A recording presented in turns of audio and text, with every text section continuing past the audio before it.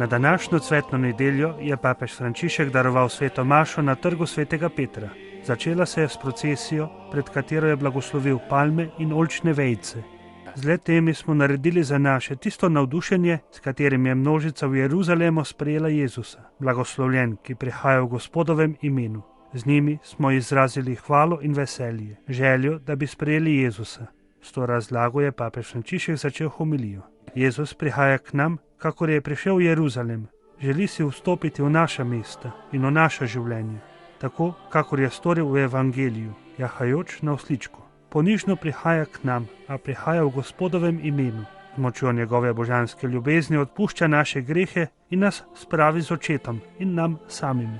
Jezus je zadovoljen, ko mu ljudje izrazijo naklonjenost. Ko mu farizeji rečejo, naj utiša otroke in druge, ki mu vzklikajo, jim odgovori, če ti umolknejo, bodo kamni upili.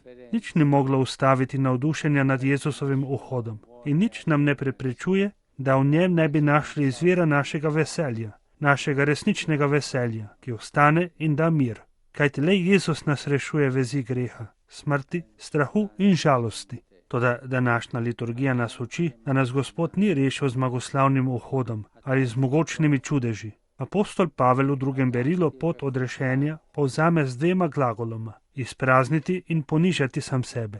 Ta dva glagola nam povesta, do kakšne skrajnosti je prispela Božja ljubezen do nas. Jezus je sam sebe izpraznil, odpovedal se je slavi Božjega Sina in postal sin človekov, da bi bil vsem solidaren z nami grešniki. On, ki je brez greha, pa ne le to, med nami je živel v podobi služabnika, ne kakor kralj, ne kakor knez, ampak kakor služabnik, torej se je ponižal.